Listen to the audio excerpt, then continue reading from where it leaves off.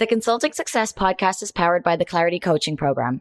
If you'd like to work directly with the Consulting Success team and receive personal coaching and support to optimize and grow your consulting business, marketing, and revenue, visit consultingsuccess.com to find out more and apply.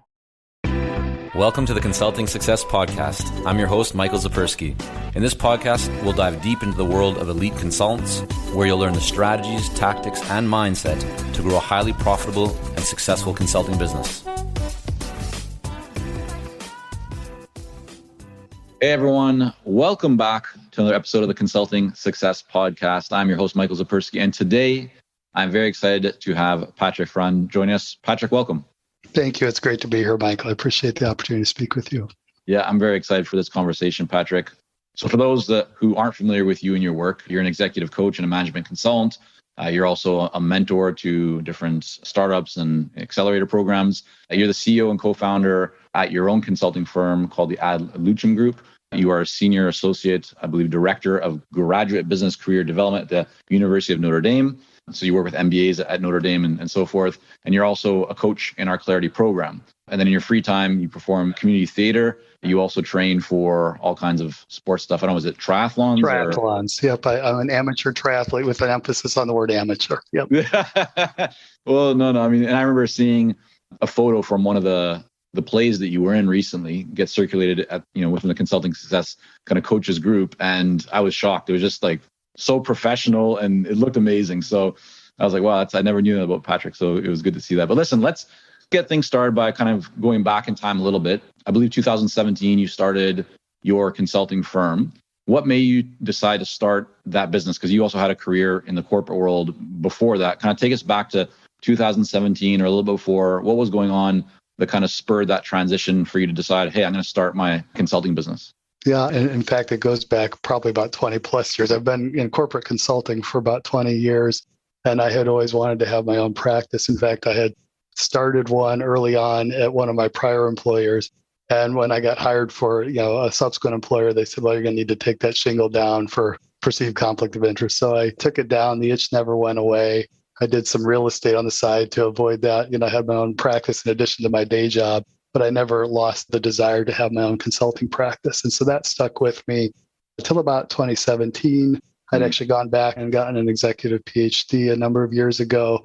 And that was done in tandem. I'm a lifelong learner, and I really wanted to, at this stage of my career, shift to having more autonomy in my practice and really focusing on the impact that I could make. So that's sort of the short answer. I'm certainly happy to go into further detail on any of that is helpful.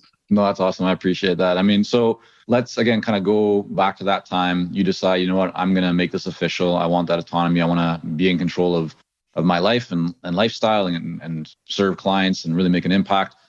What's the first thing that you did? How do you actually go out and get your first few clients when you launched back in the day? Yeah, I start with my existing network. I have built up relationships over the years, and I'm very involved in the nonprofit community and my community as well. And so those are some of my earliest clients because I was into that ecosystem. And so those were natural folks that they had challenges on their plates, and they were challenges that I could help them solve. So really those organic conversations early on was kind of how I got my first set of clients in my own practice. And how did you know that they had problems that you could solve in working with clients in the Clarity program, especially those that it might be a little bit earlier stage? You have this vast network, right? You have people that you've typically spent quite a while building your experience and expertise, whether it's corporate or nonprofit, but you have a pretty big asset in terms of people that you do know, but it's hard to sometimes figure out how do you actually get in touch with these people. And so how did you go about identifying that there was people inside of your network that you could actually help? Yeah, in this particular instance, I know that a lot of the nonprofit boards are volunteers. They're often under-resourced and so forth. I had worked on some nonprofit boards, had done some nonprofit work and so forth. And in fact, ironically, my very first client was a referral from my wife who was on a board for a nonprofit. And she was coming home, bringing her problems to the dinner table saying, we've got to solve X, Y, and Z here. I said, Stacey, I could help you guys with that. So that was sort of the natural evolution and oftentimes reaching out to those folks. In fact, one of the things that I did for my very first batch of clients was on Giving Tuesday a number of years ago, I had done a direct mailer I had gone out and researched all the local nonprofits through the community foundation in our local area here. And I sent out a direct mailer. And the interesting aside is the fact that nonprofits aren't actually my ideal clients, but I started with them because I had the relationships there. and I have a heart for nonprofits. So in this particular instance, I'd send out a mailer and say, hey, we're looking to find 5 clients over the next year that we have space for to do some pro bono work where I helped them source grant funding that was available through community foundations and so forth. Sent out this mailer to about 30 targeted organizations that had causes that were near and dear to our heart. We got a really good response rate on that.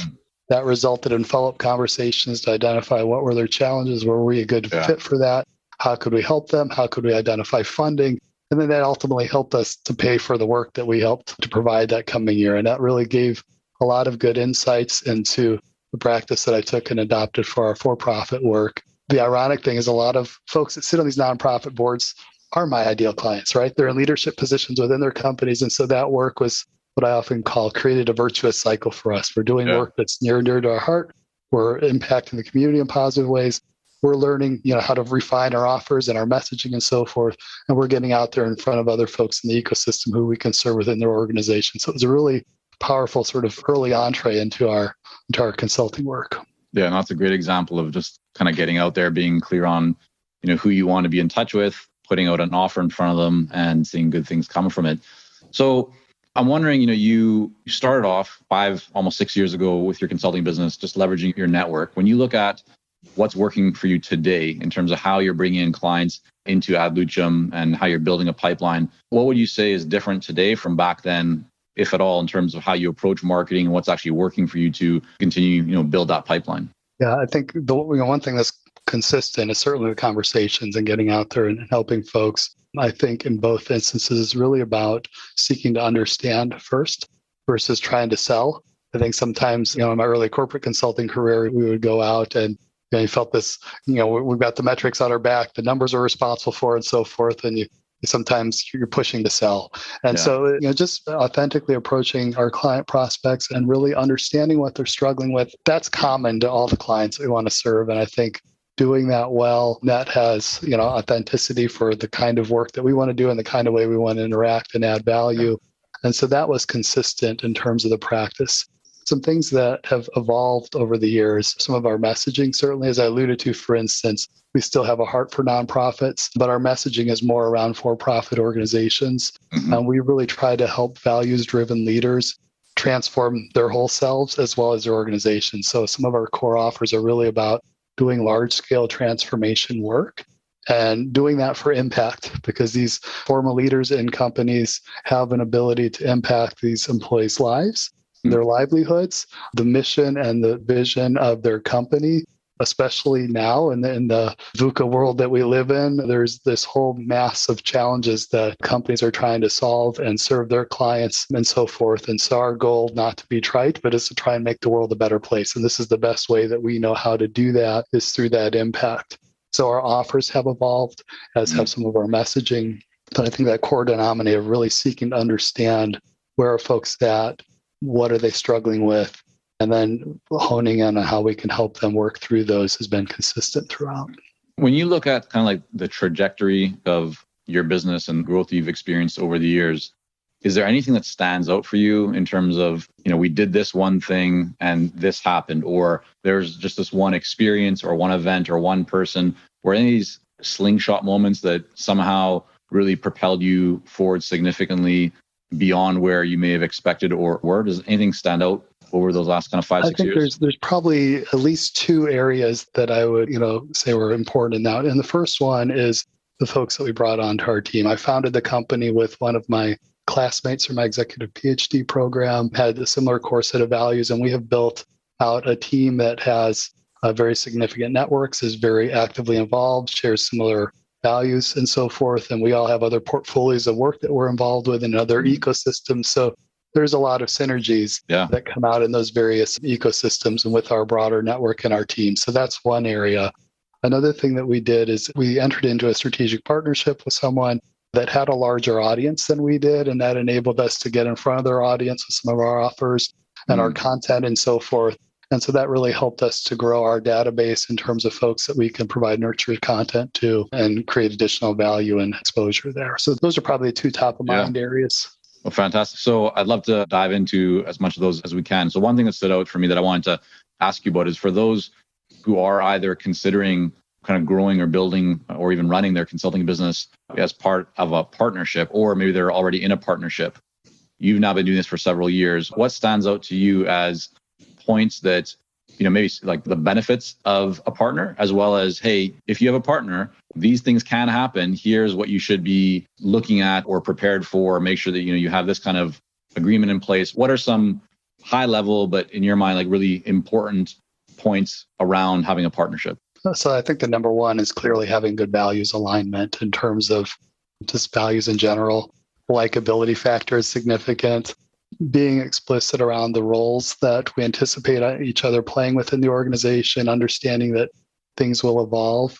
It's not unlike a marriage, right? You enter into a relationship in that regard and things change and shift. And so being able to have good conversation, give good feedback and so forth are really important traits. So that was one really important piece of the equation there. I think the other piece that was important to look at is thinking about the model of the organization, because you can structure this in any number of different ways. And for myself personally, I wanted to structure something where I didn't have to worry at night, especially at this stage of my career, about making payroll, right? And so I found folks that had strong relationships and friendships with, were influencers and strong contributors in their own right.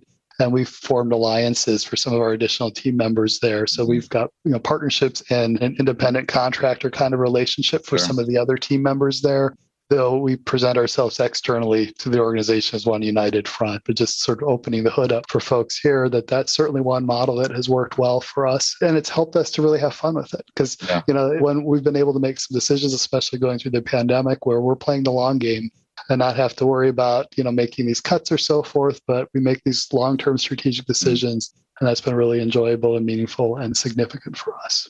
Has there been anything that has been concerning or just a challenge to deal with in terms of team members that are not full-time? They are kind of, you create these alliances, or, they serve more as their roles more as or structures more as like a contractor, independent contractor. Mm-hmm. Do you see any downsides to that? And that might make you consider, not necessarily that you would, because as you said, you don't want to have to think about payroll in your situation, right? You kind of want to be very light and nimble, but are there some challenges that come with sticking to that model only? Certainly. I think, one of the things to be aware of if you entertain a model like that is the fact that there are going to be other competing time demands that you don't have direct influence on. So, and not unlike my corporate career, I was in a very matrix organization where, the consultants I worked with were on multiple projects and so forth. And so I had to navigate across it. So it requires very careful project management and communication and oversight. At the end of the day, flexibility, because you can plan for all those things in the world and then something happens, whether it's life or another client project, et cetera, and suddenly someone's availability may not be what you originally anticipated. Sure. So the contingency planning requirements around that are particularly important in that kind of model. They're important in general, but certainly with that kind of model, I also have other contingency options in terms of talent options, right? If we have the fortunate problem, more work than we can handle, there's things that we can do in terms of delaying starts. There's some additional folks in my network that I could bring on for surge work and so forth. So I've been very explicit about building out what would those contingencies look like, so we kind of know where the trap doors are if we need to pull that. And that's a problem we seek to have and welcome having that challenge.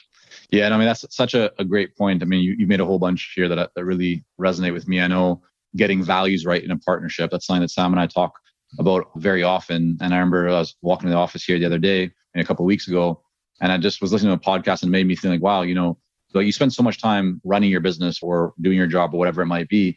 It's so important. Like, why not choose to do that with people that you actually love and that you really care about? And so I was like, wow, that's like such an amazing thing that we've been able to build. And, over these different businesses that we've run together over the years, the fact that you can do it with people that you enjoy being with is so important. And then, you're just talking right now about just the way to think about I think partnerships is really interesting. And I love how you kind of do like the scenario planning, right? This is something that I think more consultants should be doing. Like COVID was a big wake up call for many people. If you were delivering, let's say from stages, you're speaking, that's how you're generating a lot of your revenue, to wake up one day and go like, I can't do that anymore. If you hadn't taken the time before that to think through, well, what happens if I can't, physically be in the same room? So great kind of wake up call, hopefully for everybody joining us right now, to just think about what could go wrong in your business, right? With the people that you're relying on, like what are the points that you currently are relying on? And then how can you put a backup plan in place so that if that breaks, maybe you don't have the answer right away. Like maybe it still takes time to get the right person to the right place or get the right system, but at least like you've thought about it. So you can be a lot more proactive than reactive. So I think that was a fantastic idea. Patrick, you talked about the strategic partnership that also was a bit of a springboard. I don't know what you can share about it, but just anything that you can share, I'd love to give little bit more color and context to that. What did that strategic partnership look like? What were the benefits or are the benefits, as others may have not yet necessarily considered this? So it'd be maybe a great opportunity to just kind of introduce what that world of strategic partnerships can be like. I think in terms of looking at partnerships, it's really, again, the values alignment is an important piece of that. Understanding who are the ideal clients that are in both of those folks' spheres and do they overlap well. So making sure those pieces are there. Does the offer alignment, is there co-opetition, right? Is there an opportunity to really mutually benefit one another in such a way that our offer can enhance their offers and vice versa and so forth? So those are important elements that come top of mind. And then from a tactical perspective, similar to the partnership messaging, is thinking about, how are we going to work together? What are the core expectations with one another? How are we going to, some of the pragmatic things about how are we going to work out fees and referrals and all of those housekeeping things to just be explicit on are really important. But the benefits and the upside of that is, one of the coaches I worked with, they're saying was, business moves at the speed of relationships. And so, borrowing from that mantra, you've got folks that have built, audiences that are going to benefit from your offers. And if you can find those that can really accelerate your exposure and your learning curve and so forth. So why would you try and just do it on your own when those opportunities exist? So I would add that into the mix of looking for target clients where that makes sense. Looking for target strategic partners can be really powerful as well. Hey, it's Michael here, and we'll be right back to the podcast. But first, are you ready to grow, scale, and take your consulting business and marketing to the next level? If so, our Clarity Coaching program may be a great fit for you. You'll work with our experienced team to set up a strategic plan for your business and coach you step by step in areas like how to consistently attract more leads, develop a magnetic message that resonates with your ideal clients, strategically package and position your services, earn higher fees, win more proposals, and scale your business. To find out more about Clarity Coaching and apply, go to consultingsuccess.com and click on coaching. Can we just define for a moment or explore what a strategic partner actually look like? So, there's obviously a lot of different kind of shapes and sizes they can come in. Any specific ones that you worked with that you feel are really good in terms of like, hey, find a software company that provides software to your ideal clients, or an industry association? Anything kind of come to mind for you of where you've seen success? Yeah, I think you're exactly right there. It kind of runs the gamut. It could be a subcontractor for a piece of an offer that you provide. So maybe some of the clients that I've coached through our program together, they have a core offer and a client asked for a component that wasn't in their sweet spot, but they could do it and add value and sort of manage that. And so they brought in a subcontract to deliver that portion of work. So that is one model that can exist. Certainly another strategic partnership can be the getting in front of your audience. So whether it's presenting a webinar with a call to action, for instance, as was the case for some of our models, and finding areas of value that can be positioned within those audiences. Another partnership, of course, is looking for folks where you can collaborate on the work and the delivery, right? Again, it can create for additional bandwidth, can create for additional networking opportunities. The sum of the parts is often greater than what's the phrase? The whole is greater than the sum of the parts, right? Yeah. No, I think so. For anyone who's joining us right now, right, if you want to get in front of more people, I think certainly the strategic kind of partnership alliance where you team up with another firm or another person as a way to provide additional work or increase your capacity, a really great thing to consider. But one that I'd say is even maybe more top of mind for a lot of people is how do I get in front of more people? How do I generate more business or create more visibility, right? Build a pipeline. And then to what you're talking about right now, Patrick, this is such a tried and true approach, which is finding a platform that already has access to your ideal clients and typically in numbers, right? So if you're reaching out to an ideal client one-to-one, that's great. And it can certainly work and it can help you to build a relationship. But imagine if you could reach out to one person that puts you in front of 100 people or 1,000 people or many thousands of people, which is essentially what you can get from writing an article for a certain type of publication, or as you mentioned, delivering a webinar for a certain type of company. And that might be a software company, might be just another company that serves your ideal clients or has them in their database. But yeah, there's massive opportunity for everybody out there to essentially leverage or use that kind of a model. So I'm glad that you brought that up. Yeah, if I could just add, I think one of the things that's important there too is being very clear before you go out there and seek those relationships on who you are, what your value proposition is, how you want to show up to those folks. Because if you're not clear on that and you have ambiguity, going out in front of folks is only going to accelerate that ambiguity, right? Yeah. So you want to make sure you do a little bit of that going slow to go fast when you get out there. But to your point, it can really accelerate that process. What would you say to someone who's kind of listening going, yeah, that makes sense to me, Patrick, but like, I don't have all the answers. I don't necessarily know how to like improve my message, or I don't know how to make my offer more compelling. What would you say to them? Is there something they should be thinking about, or they should be doing, or is it just about kind of getting out there, taking some action, seeing what works and what doesn't? How would you kind of counsel somebody who's thinking through that right now? Yeah, I mean, one of the things that, obviously we have in the program here that we work on that I find particularly helpful is thinking about what are the problems that you can help your clients solve. Right. And not only what are the types of problems, but what are the problems you really enjoy solving, right? If you have an affinity towards those and you enjoy those and get energized by those, that's going to tend to serve you better, right? So following your energy and being mindful of that. And then, of course, thinking about what are the steps or the actions that you take to addressing those problems. And most importantly, from a messaging side, then what are the results? Mm-hmm. What are the outcomes that your clients, that you can help them achieve? Because as we often talk about together, clients don't want a report. They don't want a workshop. They don't want a meeting. They don't want a process. They want what's on the other side of that. Yeah. So what is it that's on the other side of whatever action or steps that we can take, which we're often really quite good at as consultants, say, hey, we're going to do X, Y, and Z, and we'll take you through this process there. But we often fall short in saying, we can help you achieve X. Mm-hmm. And here's how we're going to take you there. The clients worry about X. So what is that X? And really understanding that is where that becomes the game changer. Yeah, you're so right. Like we definitely do say a lot in the Clarity Coaching program where what tends to hold somebody back, even somebody who may have a lot of experience running consulting businesses and has a team and is successful, is if you're not confident about, let's say, your message or your offer or something new that you're putting out there, you're typically not going to take action. That's just kind of the typical human mindset.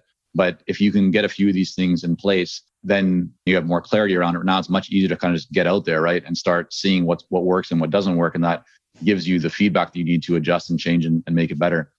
Let's transition into talking. I know kind of a topic that is near and dear to your heart, Patrick, is this idea of really crafting a meaningful consulting practice and consulting business.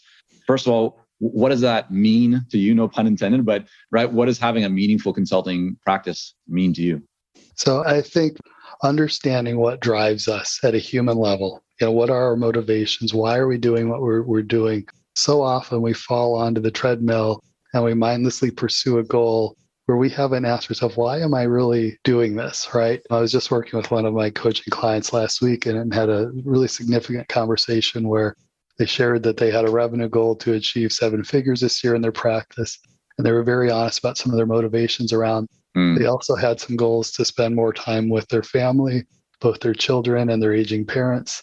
And they were also feeling frazzled and they wanted to reduce that frazzled feeling. So they had a set of goals that were in competition with one another, right? There is some tension in there. And that's true for many of our goals is they're going to be, it's about holding those in balance. So understanding one of the suggestions that came up here is how do you prioritize what is meaningful to you? Because meaning, and I'll try not to geek out too much because I did my research on work meaningfulness, but it's such a complicated, it's a multidimensional concept. There's a lot of things that can contribute to meaning. It's not something that you can ever arrive at. It's not a destination that you achieve and, hey, I've got the work meaning and we're all good to go. I've got my meaningful practice, right? It's a constant equilibrium like personal health and fitness. You constantly have to work at it. Forces will come and shift there. But what's also significant about work meaningfulness and having a meaningful consulting practice is it's different for each person. And only you can define what that means for you. And that's dynamic as well. Things will evolve and things will change in our life. And so being clear on what it is that drives you, what's your source of inspiration and purpose, and how are you prioritizing the different things that are going to be held in tension can be really powerful in terms of making those day-to-day decisions here when they come into conflict with one another. Yeah, I think that's such an important kind of inventory or audit for people to do and take themselves. And very often people don't do it, right? You're just so busy working on the business, you're grinding it out, you're delivering on client projects, you're thinking about marketing, you're dealing with your personal, life and everything included inside of that. And you don't take time to really think about what is meaningful. How do I prioritize what actually matters out of all the busyness?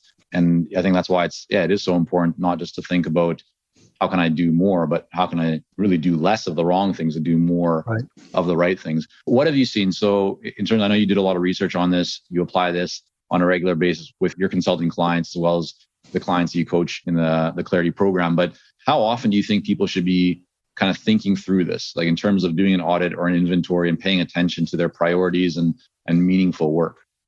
Certainly when you're starting out your firm, for sure. I mean, that should be part of the fundamental groundwork that you're laying. And then I think at least annually, you should be calibrating on how are we doing in terms of our mission, vision, values, et cetera, and the goals.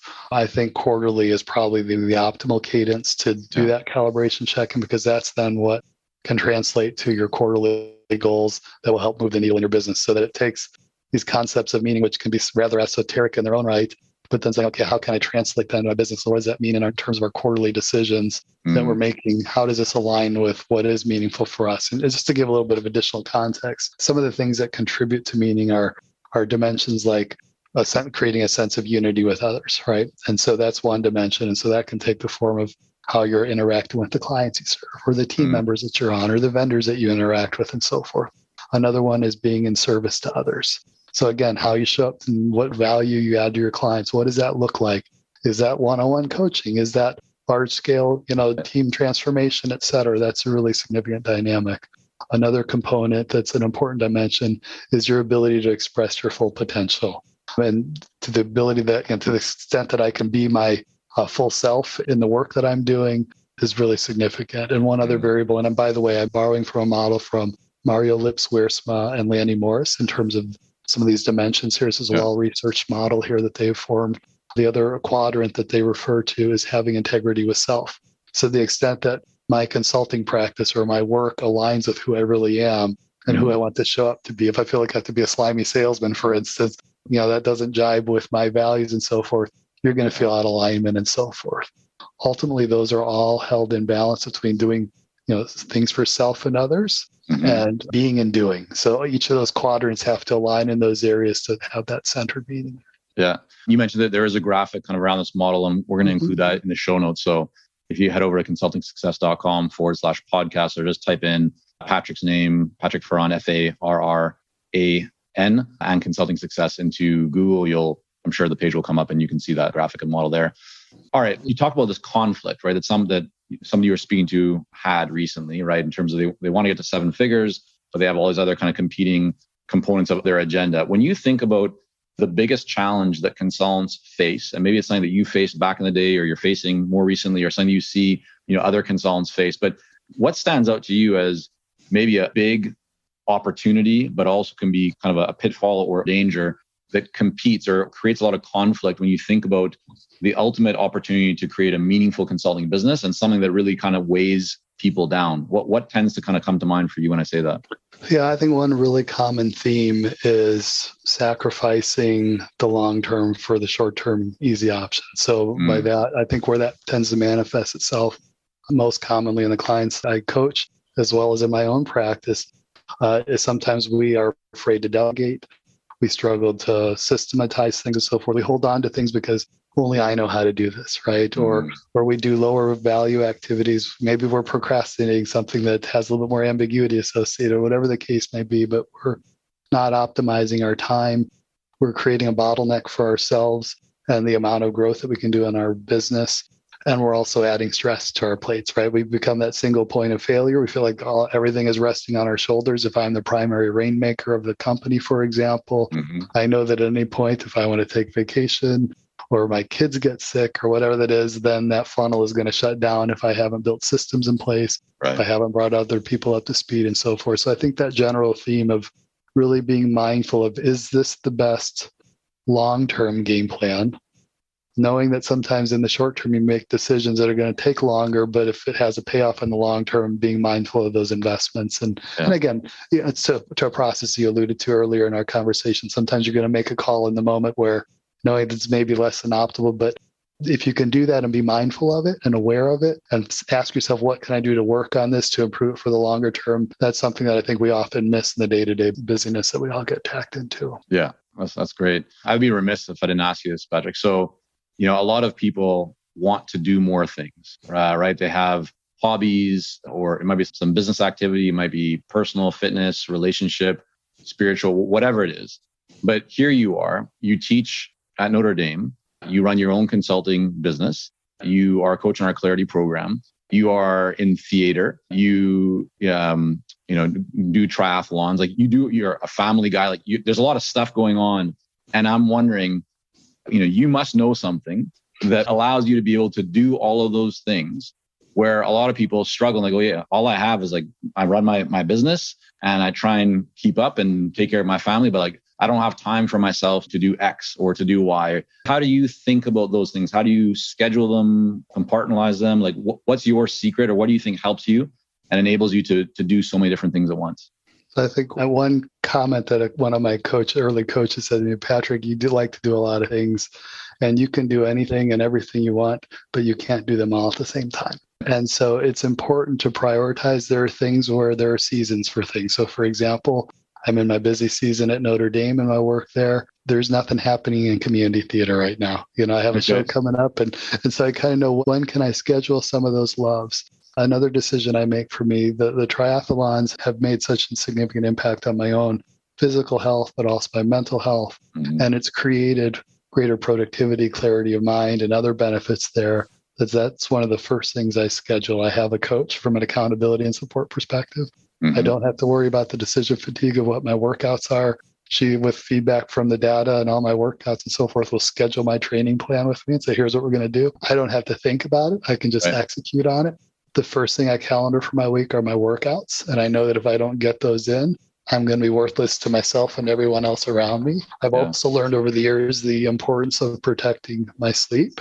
And so really being mindful that if I have a day and I struggle with insomnia from time to time, I know that if I have a day or two that start to rack up, I've got to reprioritize some things to get back to the basics, because if I'm not well rested, again, I'm not going to be any good to anyone. So it's being mindful of also what are your personal priorities, whether it's your kids, whether it's your activities, whether it's your business. I've made some conscious decisions, and I know this for a fact that I've made some decisions that I'm not as optimal in my business because I have a lot of context switching going on. We could be making a whole lot more revenue if all I did was my company, right? Mm-hmm. But that's not what's most important to me. I get bored really easy. So I know that I love to have lots of different things going on. I love that intellectual growth and stimulation. There's a lot of synergies there that excites me. But there's also some costs associated with it, cost of doing business, right? When I'm shifting here and got energies there, it means that I'm not going to make the 7 figures in my business, and I'm okay with that, right? I've made that conscious decision to have that meaningful practice because it supports the lifestyle I want to have. Yeah, no, I think that's such an important point. It doesn't matter. We have clients that we work with who are earning a very healthy 7 figures, others who are, 6 figures, others that are kind of earlier in their journey, but they come from a lot of expertise and experience kind of in their corporate or nonprofit, whatever, background. And there is no one definition for what success is. Right. I just love seeing how, this is why the topic of creating a meaningful consulting practice, I think is such a powerful and important one for people to consider, because you could spend a lot of time working hard to build a business to achieve whatever society, it's like you need to make X amount. The more money you have, the better it is. But what if you just don't feel fulfilled, or you feel your energy is being drained and you wake up, you're not looking forward to doing that work, right? So I think what your approach to it, like you could very easily make a lot more money than you do right now if you did less of the things you enjoy doing. But if you ask yourself, what's the real goal of having, let's say, just more money? Wasn't it to do more of the things that you want to be able to do and to have more freedom? So if you can actually live the life that you want to live right now, still make a great income and do all these other things, to me, that sounds like a real win. So I'm living my dream. I mean, honestly, this is something I've worked for years to have this. For me, what drives me is impact. I've never been monetarily motivated. For me, it's what personal impact can I have in people's lives and the organizational impact. And for me, the biggest win I can get in the day is knowing that I help change the trajectory of someone's life for the better. And sometimes I get to see that actual outcome, and that's very fulfilling. Many times I know that I'm planting seeds that I may never see, but I'm okay with that. I get enough of the visual wins to keep me going. And that's what helps me put up with the other ancillary areas that I don't enjoy as much, whether they're administrative meetings at the day job or things like that. So. Good stuff. Well, Patrick, before we wrap up here for today, I want to do 2 things. One, make sure that people can learn more about you and your work and everything that you have going on, which is a lot. But also, I would like to ask you, over the last 6 months or so, what is one book that you have either read or listened to that, again, could be fiction, nonfiction, but just that you really enjoyed? What comes to mind for you? Great. I've read several that I enjoy. One that comes to mind that's in line with what I shared about was Dory Clark's The Long Game. A lot of what she talks about resonates with me in terms of I've made some intentional decisions. And one phrase that I love that she shares in there is that absent a clear path, and I'm paraphrasing, but if you don't have a clear sense of direction, optimize for interesting. Those words really resonated with me. If you don't really know what you're going to do, if something looks more interesting to you than something else, go for the one that's more interesting. That's going to inherently provide you more meaning and fulfillment, and usually more additional tangible rewards as well, because you do a better job with it, right? Yeah. So that's one that comes to mind. What was the other question again? And then any other book as well, or is that? There was another one that I read, and I forget the author, I apologize, but it's The Gap and the Gain.